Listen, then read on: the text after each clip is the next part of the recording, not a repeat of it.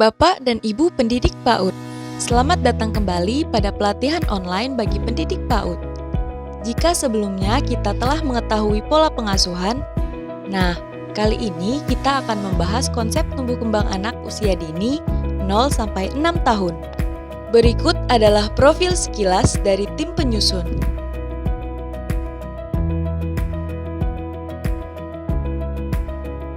Terdapat 6 topik pembahasan, yakni dimulai dari pengantar konsep tahapan pertumbuhan anak usia dini, konsep tahapan perkembangan anak usia dini, perkembangan masa bayi 0-1 tahun, perkembangan masa batita usia 1-3 tahun, perkembangan masa prasekolah, dan potret si kecil.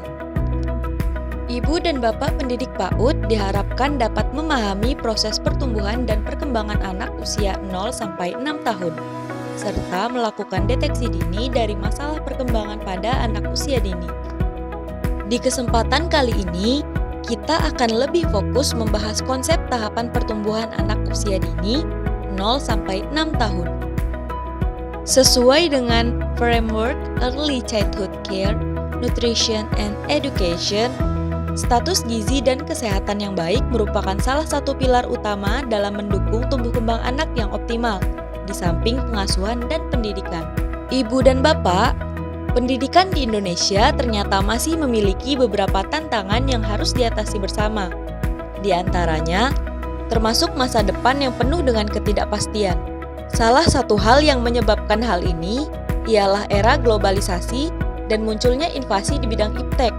Tenaga manusia mulai digantikan oleh tenaga mesin. Perubahan kondisi dan kebutuhan dunia yang semakin kompleks menuntut sumber daya manusia yang responsif terhadap segala perubahan dan kritis terhadap permasalahan yang dihadapi. Selain itu, arus informasi yang terbuka dan bebas, kemudian semakin maraknya pornografi dan aksi kejahatan, juga godaan pengendalian diri, juga merupakan contoh lain dari tantangan pendidikan di Indonesia. Tugas kita sebagai pendidik generasi anak bangsa dituntut untuk mencetak sumber daya manusia yang handal dan berdaya saing tinggi dalam menghadapi berbagai kemajuan di era yang akan datang. Untuk menjawab tuntutan era revolusi industri 4.0, sebagai pendidik PAUD, Ibu dan Bapak diharapkan dapat meningkatkan kompetensi anak.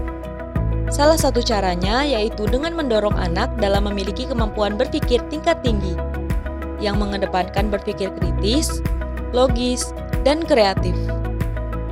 Harapannya, dengan kemampuan ini anak dapat bersaing dengan kompetitif dan menciptakan inovasi dan kreativitas yang dimiliki untuk memecahkan masalah yang ada di sekitarnya. Agar anak didik kita dapat mencapai kompetensi tersebut, tentunya kita sebagai pendidik PAUD harus meningkatkan kemampuan atau skill dan perlu metode belajar yang baru. Tujuan pendidikan anak usia dini yaitu memberikan rangsangan pendidikan pada anak sejak lahir sampai dengan usia 6 tahun dalam membantu pertumbuhan dan perkembangan jasmani serta rohani agar anak memiliki kesiapan dalam memasuki pendidikan lebih lanjut. Lingkup perkembangan sesuai tingkat usia meliputi yang pertama, nilai moral dan agama, yaitu berperilaku jujur, penolong, sopan, hormat, mengerjakan ibadah, dan toleran terhadap agama orang lain. Yang kedua, ada motorik. Motorik kasar meliputi gerakan tubuh secara terkoordinasi dan mengikuti aturan. Motorik halus meliputi kemampuan dan kelenturan menggunakan jari dan alat untuk mengeksplorasi dan mengekspresikan diri. Kesehatan mencakup berat badan, tinggi badan, lingkar kepala, dan lain-lain. Yang ketiga, ada kognitif, yaitu kemampuan memecahkan masalah sederhana, berpikir logis, dan berpikir simbolik, misalnya mengenal huruf.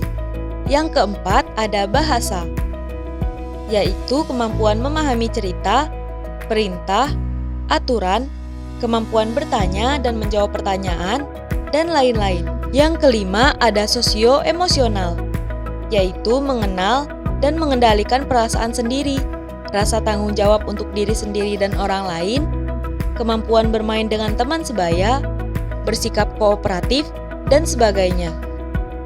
Yang keenam ada seni, yaitu kemampuan mengeksplorasi dan mengekspresikan diri dalam gerakan, musik, seni rupa, seni lukis, dan lain-lain.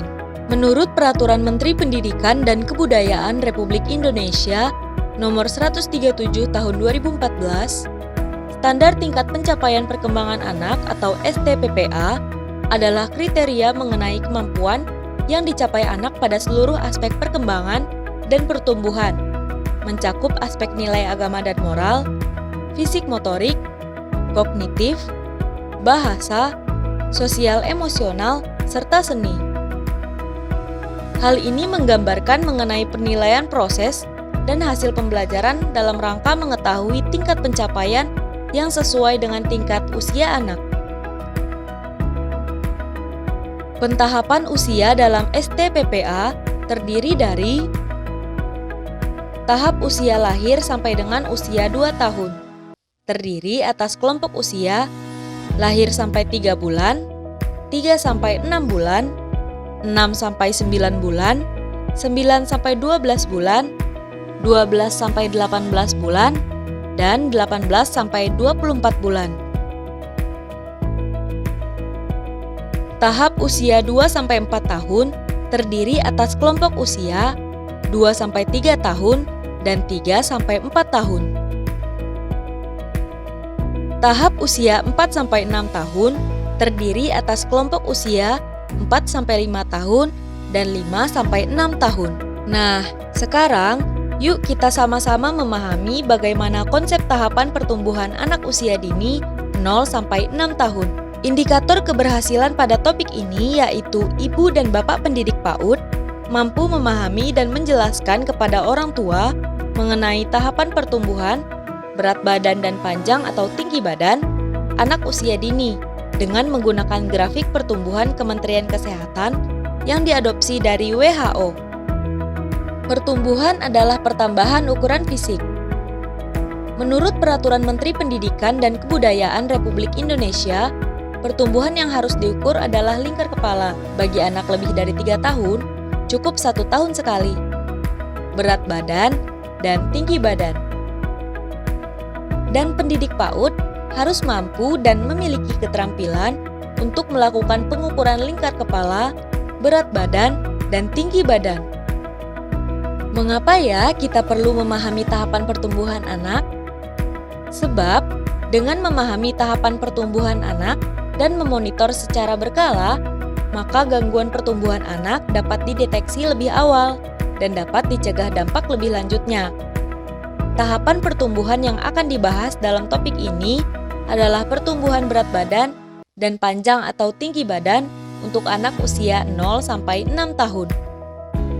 Status gizi anak dapat dicerminkan dari hasil pengukuran berat badan dan panjang atau tinggi badan anak. Pemantauan status gizi bagi anak usia dini sebaiknya dilakukan secara rutin 1 kali per bulan, karena cepatnya pertumbuhan anak usia dini.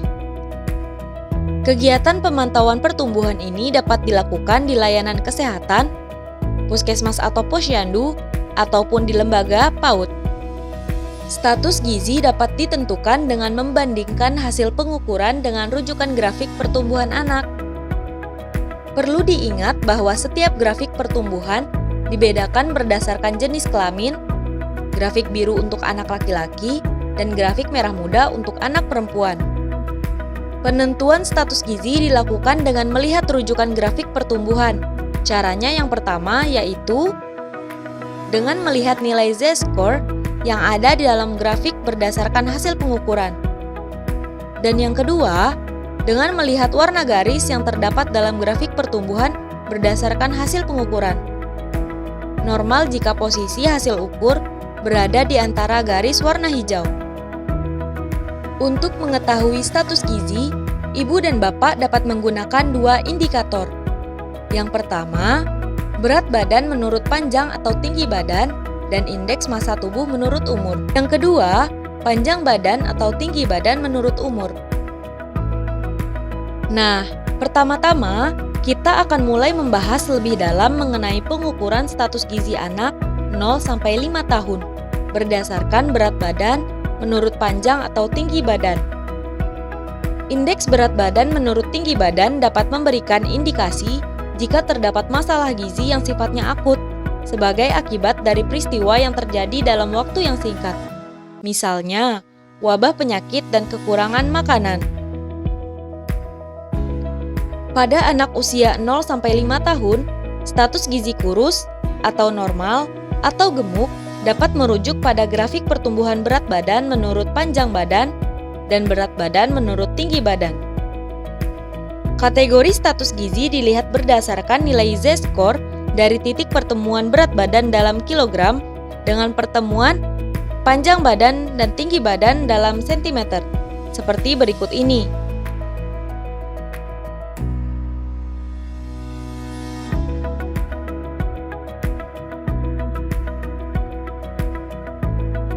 Sedangkan untuk anak usia 5-6 tahun, status gizi kurus atau normal atau gemuk atau obesitas dapat ditentukan melalui grafik pertumbuhan indeks massa tubuh atau IMT menurut usia. Kategori status gizi dilihat berdasarkan nilai Z-score dari titik pertemuan IMT dalam kilogram meter persegi dengan usia dalam komplit bulan dan tahun, seperti tabel berikut ini. Untuk menghitung indeks massa tubuh atau IMT, ibu dan bapak sekalian dapat menggunakan rumus berikut. Selanjutnya, kita akan mengetahui cara mengukur status gizi anak yang kedua, yaitu berdasarkan panjang atau tinggi badan menurut usia.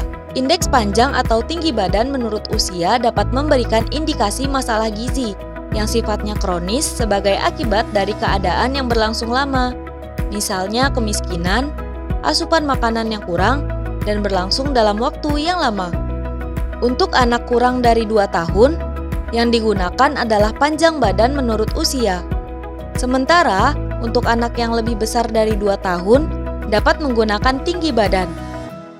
Kategori status gizi dilihat berdasarkan nilai Z-score dari titik pertemuan panjang badan atau tinggi badan dalam sentimeter, dengan usia dalam komplit bulan dan tahun sebagai berikut. Untuk contoh grafik status gizi lainnya dapat diunduh melalui website kami. Sebagai contoh, seorang bayi perempuan usia 2 tahun memiliki berat badan 9,2 kg dan tinggi badan 75 cm. Jika ditarik pada titik temu kedua garis, Z-score berada pada garis hijau, artinya anak memiliki status gizi yang normal.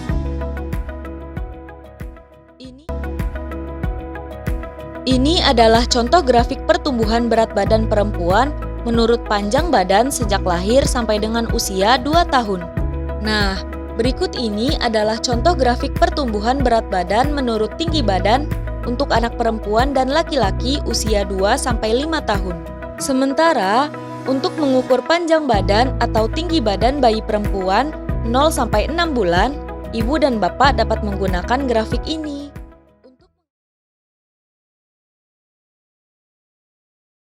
Untuk lingkar kepala, ibu dan bapak pendidik PAUD dapat menggunakan grafik berikut ini. Pengukuran lingkar kepala ditunjukkan sebagai langkah deteksi dini adanya gangguan perkembangan otak. Bila anak berada pada titik di bawah -2 standar deviasi, hal ini menunjukkan anak mengidap mikrosefali. Bila anak berada pada titik melebihi 2 standar deviasi, hal ini menunjukkan anak mengidap makrosefali. Kedua hal tersebut menggambarkan kondisi abnormal pada anak. Perlu dilakukan pemeriksaan dan dicari penyebabnya agar dapat dilakukan intervensi sejak dini. Dalam penyampaian topik ini, terdapat 4 panduan proses yang perlu diperhatikan pendidik PAUD, yaitu sebagai berikut. Ibu dan bapak dapat memulai sesi ini dengan menyampaikan hasil pengukuran berat badan dan panjang atau tinggi badan yang telah dilakukan, supaya orang tua dapat lebih memahami materi yang akan disampaikan. Kita bisa menggunakan lembar grafik pertumbuhan berdasarkan jenis kelamin dan kelompok usia yang sesuai, alat tulis seperti spidol atau pulpen, dan penggaris. Orang tua dapat diberikan pendampingan dalam mengartikan hasil pengukuran berat badan dan panjang atau tinggi badan pada orang tua menggunakan grafik pertumbuhan. Terima kasih.